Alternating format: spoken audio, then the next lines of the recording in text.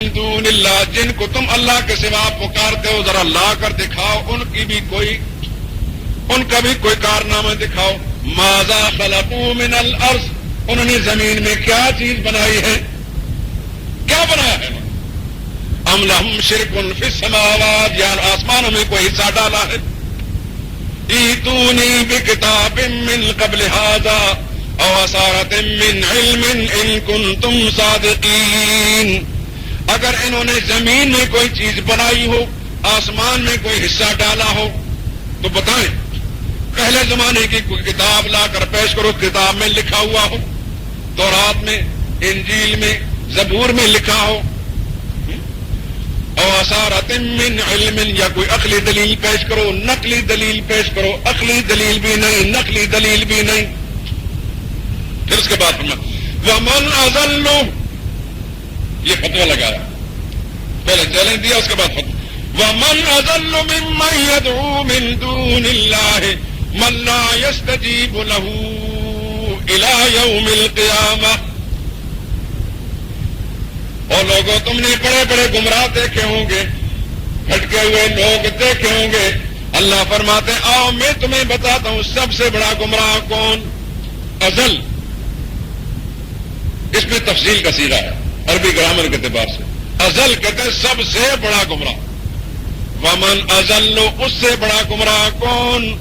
ممن يدعو من دون اللہ، جو اللہ کے سوا پکارتا ہے، من، ان کو پکارتا ہے، لا يستجیب له الى یوم القیامہ، پکار کر مر جائے قیامت کے دن تک، لیکن فهم عن دعائهم غافلون، قیامت تک پکارتا رہے، کوئی اس کی پکار کو سننے والا نہیں ہوگا۔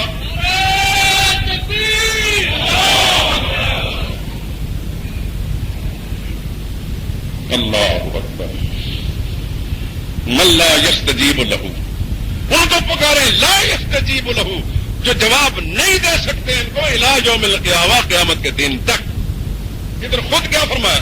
وقال ربکم ادعونی استجب لکم، وہاں لا يستجیب لہ، استجب لکم، مجھے پکارو میں جواب دوں گا۔ وقال ربکم ادعونی استجب لکم، میں تمہاری ہر بات پر لبیک کہوں گا، جہاں سے پکارو گے میں ہر جگہ سے تمہاری پکار کو سنتا ہوں، راتوں کو بھی سنتا ہوں، دن کو بھی سنتا ہوں، فضاؤں میں چڑھ کر پکارو سنوں گا، زمین کے اندر گھس کر پکارو سنوں گا۔ یونس علیہ السلام کو تو دیکھو مچھلی کے پیٹ کے اندھیروں میں جب ہمارے دروازے پر دستک دی، ہم نے فوراً لبیک کہی۔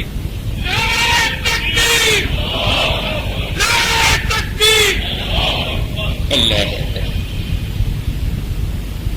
من لا يستجیب لہ الی یوم القیامہ، پکار کر مر جاؤ، قیامت کے دن تک کوئی تمہاری پکار کا جواب نہیں آئے گا اس سے۔ کیوں؟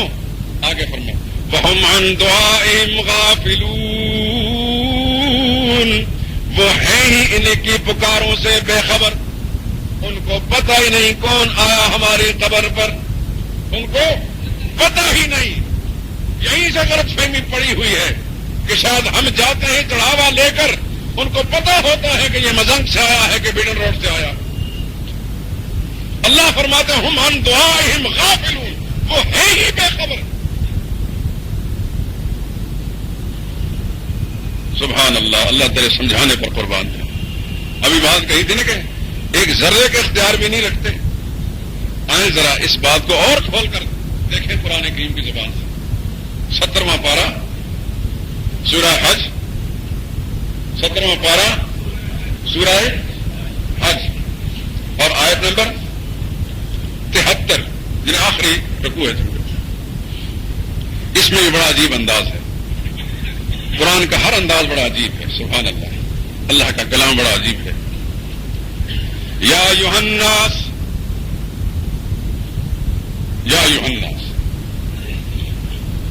قرآن میں آتا ہے نا یا ایھا الذین آمنوا، اے ایمان والو، اور کبھی آتا ہے یا ایھا الناس، اے دنیا والو، یہ پوری دنیا کے لوگوں، صرف مسلمان نہیں۔ یا ایھا الناس، اور پوری دنیا کے انسانوں، مسلمان کہلاتے ہو یہودی کہلاتے ہو، عیسائی کہلاتے ہو، سکھ کہلاتے ہو، ہندو کہلاتے ہو، داری ہو، جس بھی مذہب کے ماننے والے ہو، کان کھول کر سن لو۔ یا ایھا الناس، پوری کائنات کے انسانوں، ضرب مثل، تمہارے سمجھانے کے لیے میں ایک مثال بیان کرتا ہوں، تمہارے سمجھانے کے لیے ایک مثال بیان کی جا رہی ہے۔ فاستمعوا فاستمعوا لہ، کیا مانا ہے؟ فاستمعوا لہ، کان لگا کر، یہ پورے توجہ سے اس طرح کوئی بات جب سننے میں کوئی دشواری ہو تو انسان کانوں کے ساتھ ہاتھ لگا دیتا ہے تاکہ وہ آواز جو ہے پوری کی پوری، اس کو کہتے ہیں استماع عربی زبان میں۔ فاسمعوا نہیں فرمایا اللہ نے، فاسمعوا کا معنی سنو، اور فاستمعوا کا معنی کان لگا کر پوری توجہ کے ساتھ سنو۔ یعنی بات بڑی اہم ہے، چھوڑنے کے قابل نہیں۔ ضرب مثل فاستمعوا لہ، کان لگا کر سنو اس مثال کو۔ اب توجہ کرو، کان تو لگانا ہے نا۔ ان الذین تدعون من دون اللہ، جن جن کو تم پکارتے ہو اللہ کے سوا، کیوں پکارتے ہیں؟ اولاد کے لیے پکارتے ہو، کیوں پکارتے ہیں؟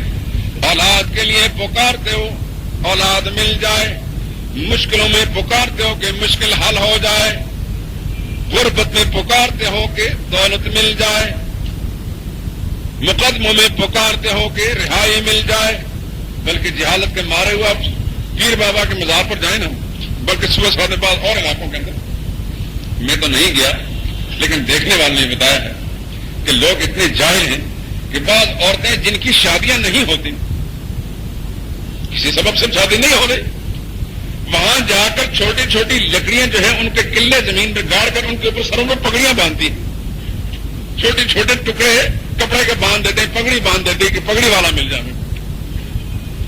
یعنی شیطان کے دھندے میں جب انسان آتا ہے تو شیطان کیا کیا کرواتا ہے انسان سے، اور بعض ایسی باتیں ہیں کہ جن کو میں ذرا ذکر بھی نہیں کر سکتا۔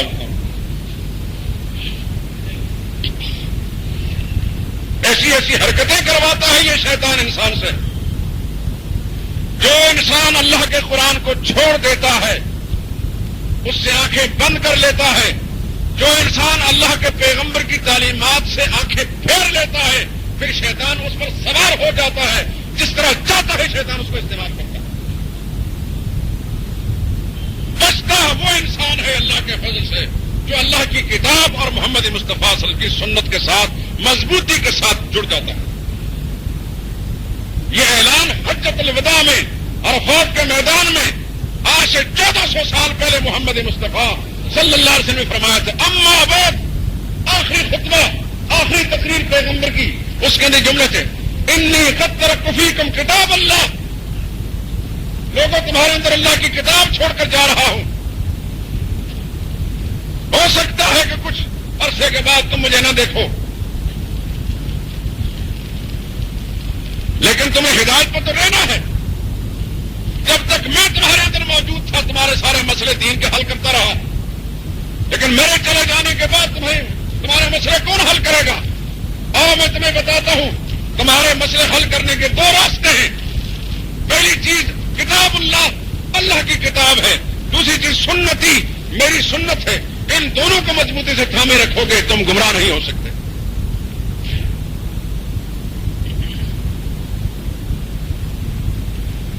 آج بھی پیغمبر ہمارے پاس موجود نہیں، لیکن پیغمبر کی چھوٹی ہی ہدایتیں موجود ہیں، کتاب قرآن کی شکل میں موجود ہے، محمد رسول اللہ صلی اللہ علیہ وسلم کی سنت اور حدیث کی شکل موجود ہے۔ آج بھی گمراہی سے بچ سکتے ہیں بشرطے کہ اللہ کی کتاب اور پیغمبر کی سنت کے ساتھ صحیح تعلق اور صحیح وابستگی قائم کریں۔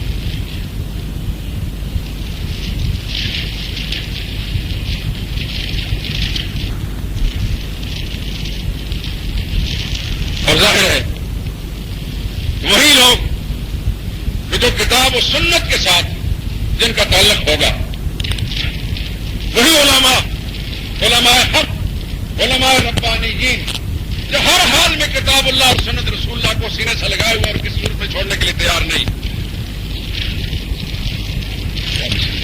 ان علماء ربانیین، علماء حق کے ساتھ اپنا تعلق قائم رکھیں